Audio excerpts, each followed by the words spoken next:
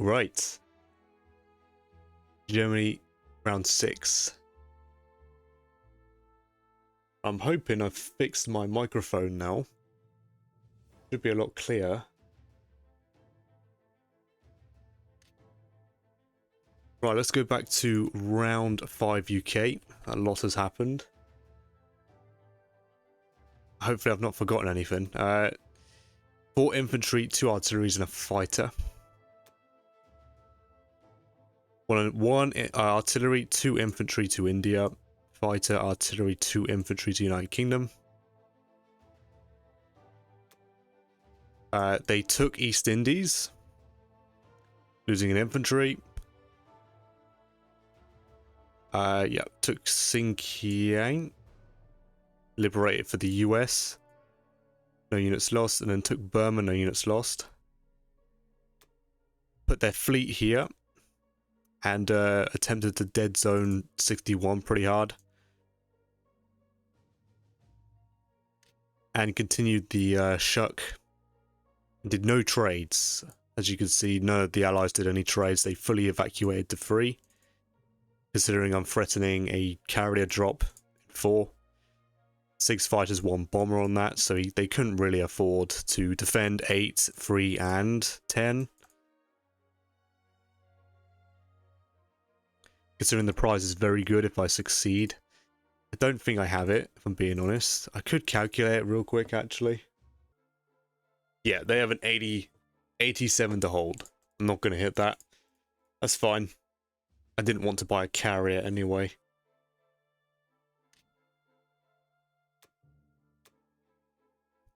Right, for Japan. 4 infantry, 1 bomber, and 1 industry for Manchuria. 4 and 1 to Japan. Took back Xinjiang. No units lost. And stacked 48 to threaten a retake, bringing units with them. To retake East Indies and hopefully dead zone 35 and 37. He can block. He can block both. He can block both, but he'd have to sack a carrier and a destroyer. He could sack a destroyer to block and come back to 35 and buy more ships. If he so desires, of course. But Japan has a pretty devastating airstrike on 35. That is... yeah, 7 fighters, 1 bomber.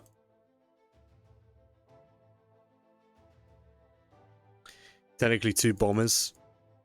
So I don't think they can afford to defend that. While pulling away units from... Maybe they'll not.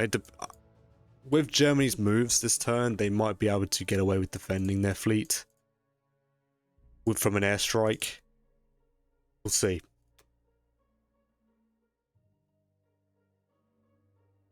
Yeah, and then moved transport to 63. Which I did not see until recently. I didn't realise he sent one up here.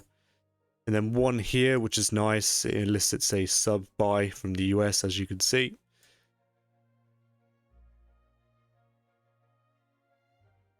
Yeah, there's a lot of pressure going on. There's like loads of bombers on these zones, so he is limited on where he can put his transports.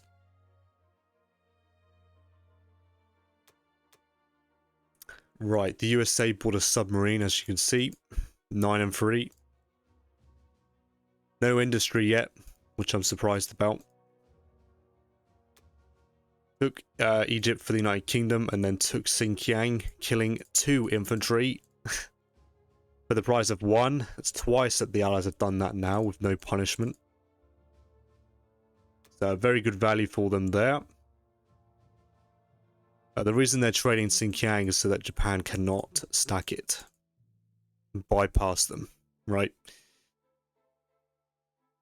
Because then they would have to start trading Novo to stop Japan stacking there as well.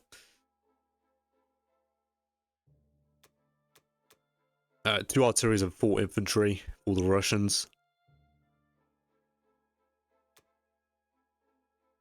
Took Ivanki back for 3, took West Russia losing an infantry, took Ukraine, no units lost. And continued to stack Kazakh and is attempted to dead zone West Russia, which is futile. It's very cute that he has 10 artillery pieces here, but that will not be enough. It's inefficient as well, because I mean, he doesn't have enough infantry to field them all. So I am hoping this does actually affect Russia soon, because that's a lot of artillery that's used on defense, right? They're not really getting much value out of it. I mean, they can trade a lot. I'm going to try and whittle that down a little bit. And, you know, every 3 of these artillery pieces is an extra infantry. So, yeah, it's a lot of value going to waste at the moment. But it could come in very important in the future, of course. Right, with my Germany, I still have the Bismarck sailing in 15. Might keep it for the whole game at this rate. That would be a nice little consolation. It always gives me the option to put a transport down for whatever reason. Don't think I'd ever do that. Maybe once the Allies bugger off from North Africa, I might do it. I doubt it. Doesn't make much sense. Maybe there'd be some weird play where I'd take Egypt and put an IC down and do something with that, but don't like my odds on that, especially with the UK here still. But I'll just have it float around and just put pressure on 13, I guess. A fairly obvious buy, I think, for the Germans. 13 infantry.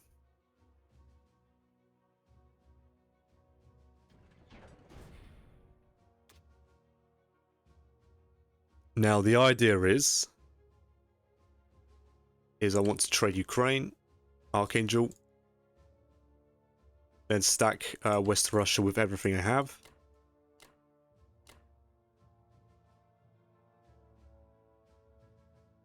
Doesn't work. Does not work. Bomber here. 1, 2, 3, 4. That is fine. I could commit a fighter. 3 fighters here. Let's see if I could pull off a 1-to-1 trade. I think the Allies have pulled a couple off, and the Axis haven't yet. So let's try and pull this off. That would be nice to take.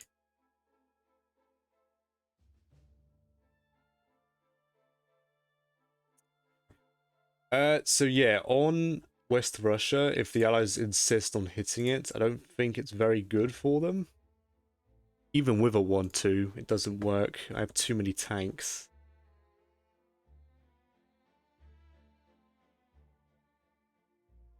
I don't even think I need I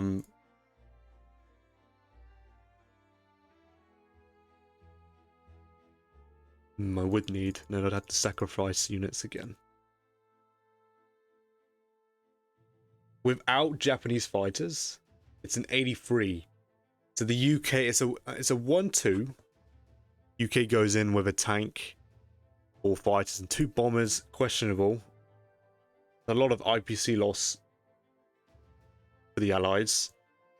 Yeah, I don't think they do that, because then Japan can just add 5 fighters and make it impossible for Russia to take. That shouldn't be an option, so it's just strictly on Russia versus Germany here. The 99 to hold. Assuming I lose... No. Let's assume I don't lose anything. I'm going to expect to lose 2 to make it a 92.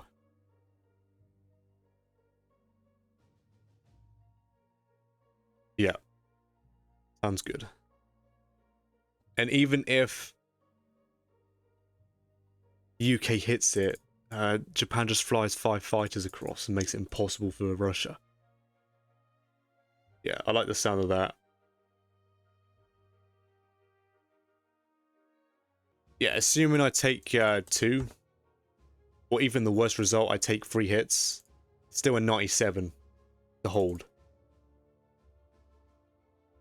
Yeah, the UK can't afford to do that. It makes no sense. Alright, good stuff. I think this is the Germans' turn here. Yeah, it looks good to me. I want to retain the artillery piece because I wanted to sit in Belarusia with these units so I can dead zone Karelia as hard as I can to make it impossible for the Allies to transition to a Karelia stack.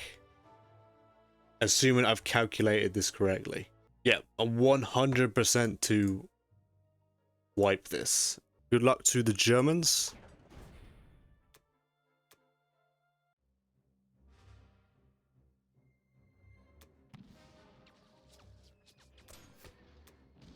Why did I even bother sending the air? It's like... it's just so silly sometimes. Alright, alright, come on. Come on, you just had to spoil that triple ones I just pulled. Are you gonna give him triple ones here? How responsive do you want the Russians to be? You're taking away my glory. Okay, I'll definitely take that.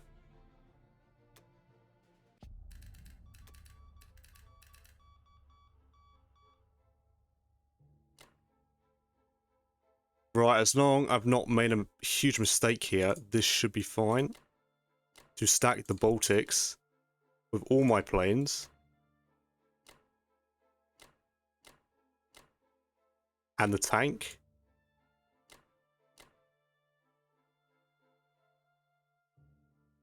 This is Omega dead zoned. They should not be able to pass this. If the Allies insist on a 1-2 with everything they have on Baltic, which wouldn't be a good move anyway, because you completely ruin the US logistics. Especially for a 25% odd, if I can find it. Yeah, 23% if they throw everything they can. That is on, yeah, the correct doctrine. As long as everything's on here is correct. Yep.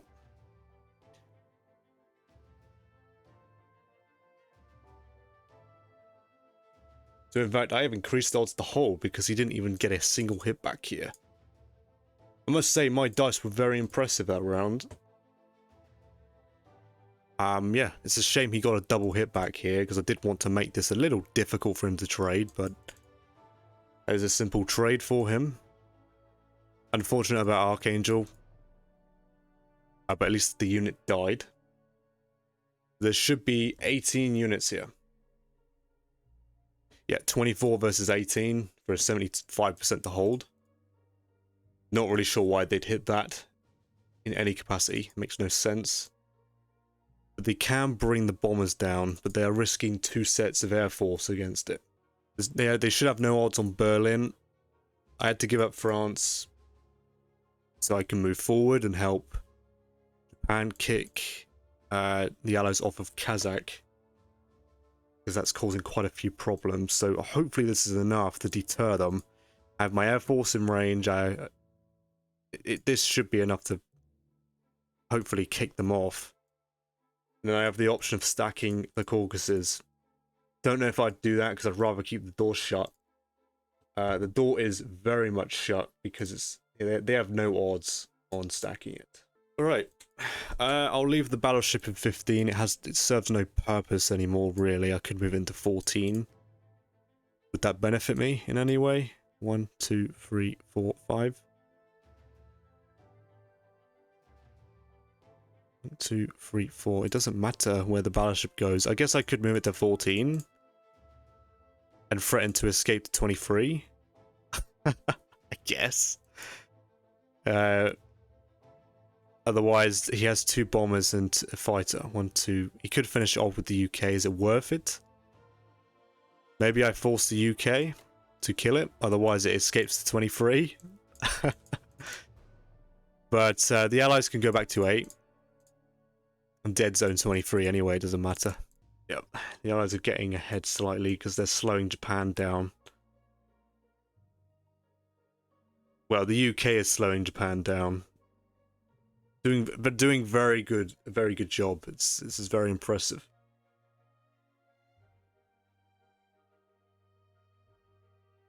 Oh, he snuck a bomber down there as well. I did not notice that. It should still be heavily in Axis' favor to hold that. Japan's favor. Even if he engages 1, 2, 3. Yeah, I seriously doubt it. I don't think my ally would have missed that. I didn't notice that. Alright.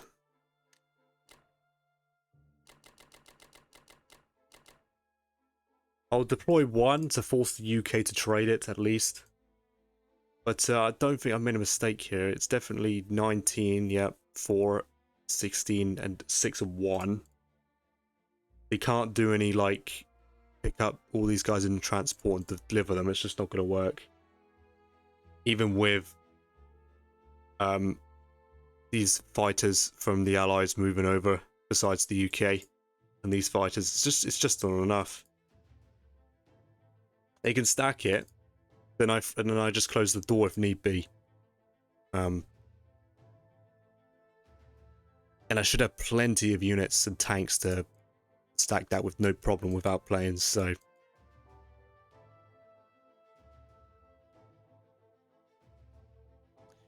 I'll stay on keep AA, so they can't ever check my doctrine here.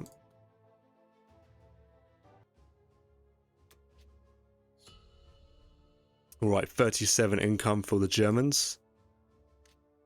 Got to keep that attack power nice and high for the Axis here. The Allies are catching up because they are slowing down Japan's growth quite a bit. I mean, this might be... We'll see what happens with these artilleries. That's a lot of artillery for Russia to have. And that is... And I mean, it's a lot. I love artillery as Russia, but that is a bit too much, I think. It probably would have helped to have slightly more infantry for holding power, but it could work out, I don't know.